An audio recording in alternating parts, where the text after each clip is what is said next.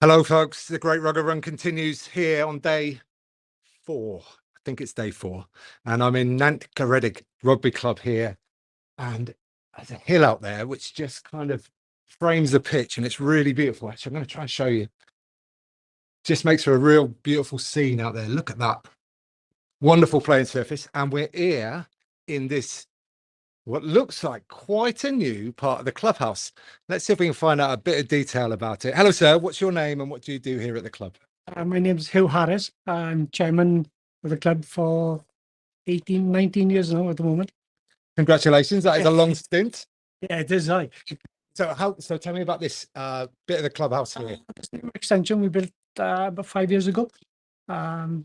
So it was, that's all we had before was the changing rooms we had behind, and we changed it into a bar.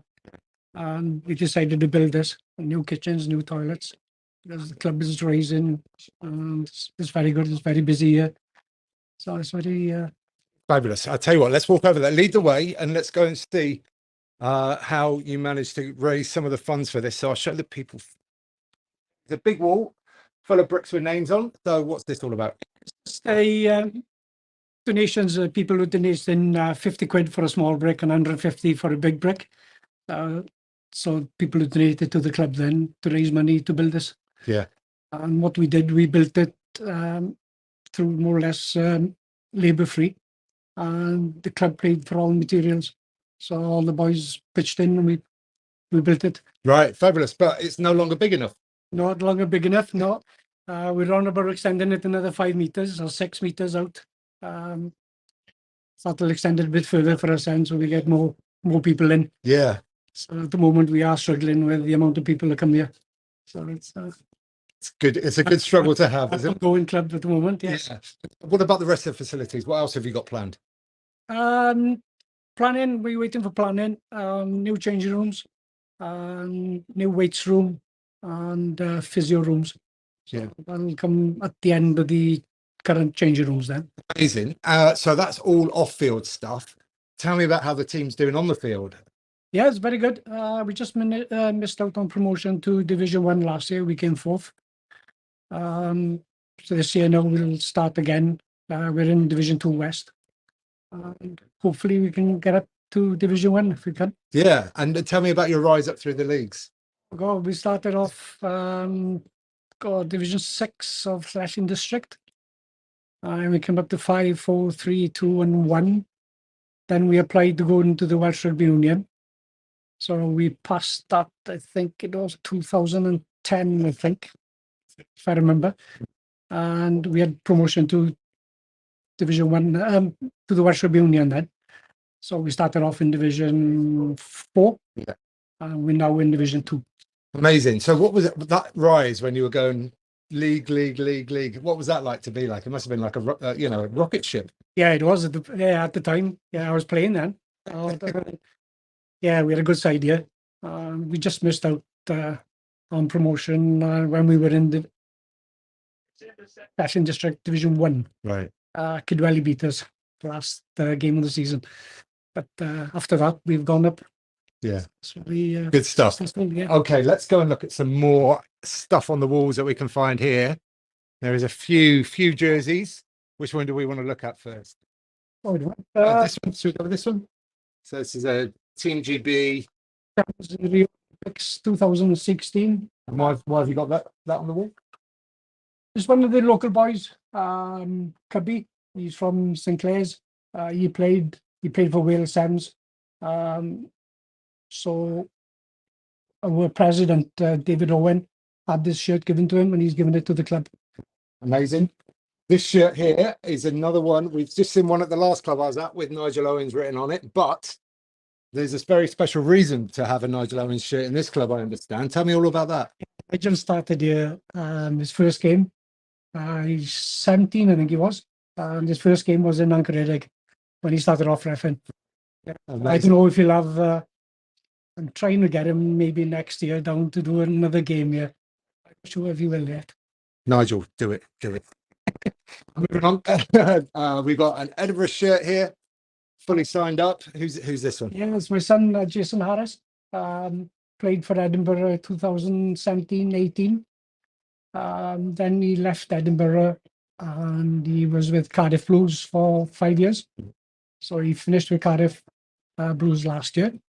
And he's had a commercial job now with Cardiff Blues. Right. Okay. 2-year contract to play for Cardiff.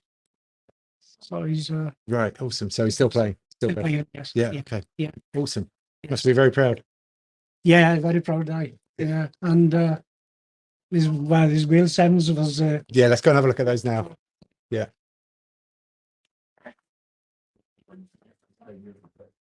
So here we go. Here we go. You can see those Welsh Sevens shirt next to a Fiji one. So was there a Fiji shirt there as well? That was Hong Kong Sevens 2013. That was out in Hong Kong. They lost.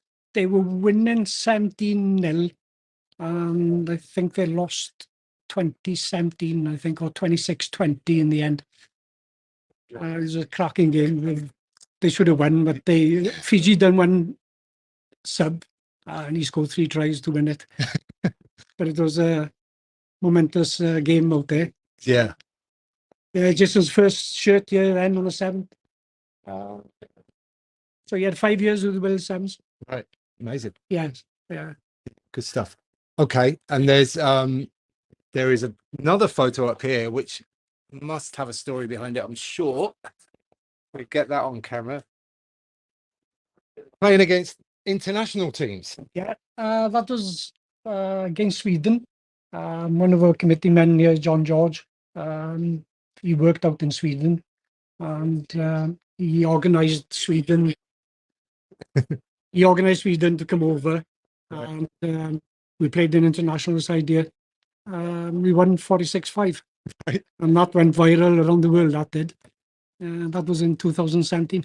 Right. Yeah, it was very. Is that the only international fixture you've had? Yes. Yeah. That's far. That's far anyway. That's John. So yeah, John, how did Sweden end up?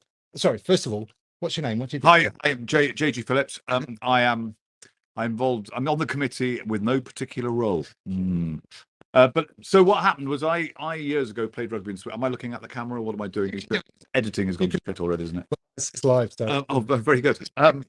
But it's still streaming. Yeah, A lot of work. Not a lot of work either. So years ago I played rugby out in Sweden.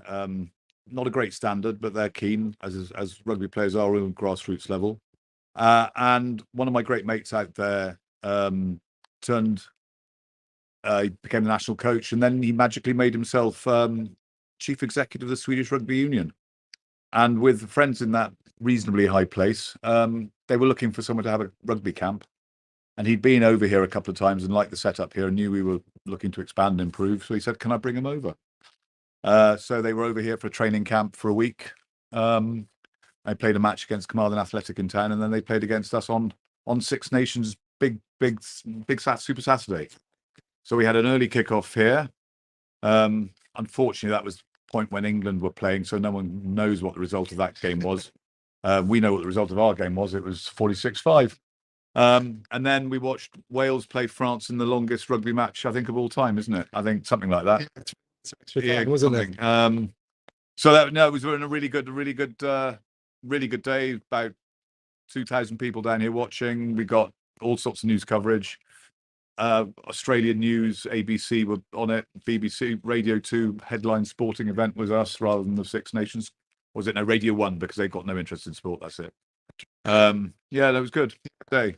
What's like the Swedish rugby culture like? Was there any notable differences? Or It's astonishingly like British rugby culture. Rugby culture generally weirdly much focused on what they like to refer to specifically as the third half. And I think they were quite taken aback by, first of all, how much rugby there was locally in this part of the world. There's few rugby pitches in Sweden, a few and far between, whereas clearly here lots.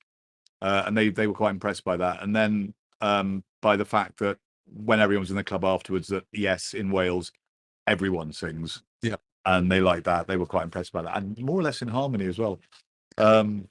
So no, yeah, they were quite taken aback by the fact that rugby rugby there and rugby here, I mean, it's different. It's different gravy in Britain compared to places like Sweden. So they loved it. They loved it. Great stuff. Thank you very much for your No problem at time. all. We're now going to go over and talk to another man about He's much better than me. something that I have never seen before in a rugby club. So I'm just going to show you now. There's a poster here from Invictus. There's a club shirt here, which is signed by somebody, and another one up here. So what's your name and what you do here at the club? My name is Julian Lewis-Jones. What I do here is I come to watch the rugby here. Yeah. I've been living in the village for best part of 20 years now, and it's home. Right. And I'm so lucky that I basically live across the road from our rugby club. Beautiful. Yeah. Now, obviously, I need to ask you about these. Why are these on the wall? Well, way back in 2009, I worked on a film called Invictus, directed by Clint Eastwood, the legend. And I played the part of Etienne Fader, who was Nelson Mandela's head of security. So I got to work with Mr. Eastwood for 3 months in South Africa, as well as Morgan Freeman, who was playing Mandela, and Matt Damon, who played Francois Pienaar. So that's why this poster is on the wall. There's one in my house and there's one here. So the boss, as we call Clint, he signed this one, and it was an amazing experience. Yeah, absolutely amazing. Yeah, I can't even imagine. That's phenomenal. And we got, so again, two club shirts here, those signed as well. So Yeah. was that from the same shoot, or? Well, this one's signed by Morgan Freeman. So yeah, I don't think there's many Nantgaredig shirts or club shirts signed by Morgan Freeman.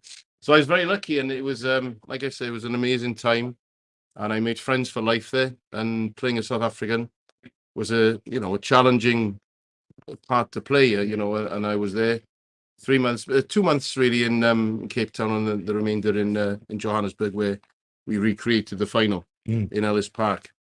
So yeah, it was, as an actor, so far the highlight of my career was to do that. And then this one here, I did a film called 0-30 about the capture, or not capture, assassination, if you like, of Osama bin Laden. And that was directed by Catherine Bigelow, who won the Oscar for The Hurt Locker. So Catherine very kindly signed that for the club. So that was filming in Jordan way back, probably about 10 years ago. Yeah. Amazing. So this is the movie wall, if you like. Yeah. What's next? What are you next? What actors are you gonna get? Well, there's a couple actually. John has been a bit slack on it. I have done a couple of films since then. I did Justice League. I play the King of Atlantis in that, directed by Zack Snyder. So there is a shirt then signed by the cast. There's also, I did House of the Dragon, which is the prequel to Game of Thrones. Yep. So I played Bowman Baratheon in that. So there's a shirt signed by the cast of House of the Dragon. That still needs to be framed. No pressure, John. And then, so House of the Dragon was the last thing I was on, I suppose. And then the next thing I'm going to appear in is a series called Wheel of Time with Rosamund Pike, which a second series of that. So I play a character called Bail Doman, who's a sea captain, and which I love playing because I'm a big fisherman anyway. Fishing and rugby is my life. So that starts in 3rd of September. I think that'll be on Amazon Prime. Nice. Last question. Yes. Can you still do the South African accent? I don't know. You have to ask me what to say. So really, ask me a question. I'll try my best. I think that confirms it. Yeah. Okay. Man, okay. Good to speak to you. Thank you so much for that. Man, okay. Can we just talk about the last picture as well? The All Blacks one. Again, knows more than me. So we'll finish off with this one, but this is a really historic picture. Yeah. Actually, what we'll do, chaps, I've shown the guys, we'll go back through there because it's a bit quieter in there, so people can say. So, what was that game? That picture from? Sorry, what's your name first? Tell me your name. Brian Phillips, And what do you do here at the club? secretary support now. I used to be the secretary. So tell me about that game that we just showed the picture. Yeah, of. the All Blacks came over here, and Nessie beat them 9-3, and they were drinking for days afterwards. Nobody went to work at all. It was a hell of a game. And the picture on the wall there shows Delmy Thomas, who's a local man, and Roy Burgess, the local man, and they both do a lot to this club, don't they? Yeah. And Roy Burgess, a member as well. So what do they still do for the club? How are they still involved? Roy, he supports everything, but he brings under 11s, under 15s, district teams up here, which had been left to go. And for him to be a British Lion and then step back all the way down and helping grassroots rugby, there's very few people who do that. Very few. Yeah, 100%. For that team as well, not connected with Nantgaredig, but they had Phil Bennett. What a player. Right. Were you there? Were you there on the day? Yeah. Working. Oh, really? What were you doing? What were you? Policeman. Policeman, right? Okay. And Did you have to try and stop people invading the field at the final whistle? Yeah, to stop me. But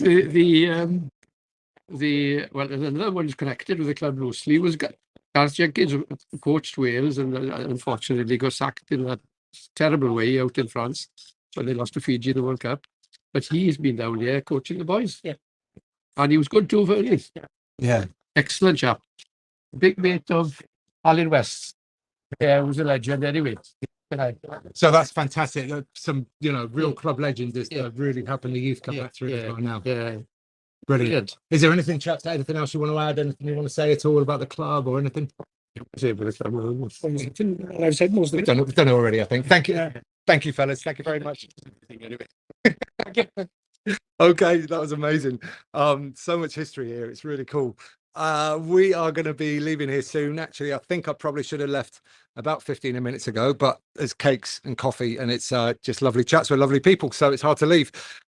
But I am heading on my way down to Kevnithin very soon. And as always, please don't forget.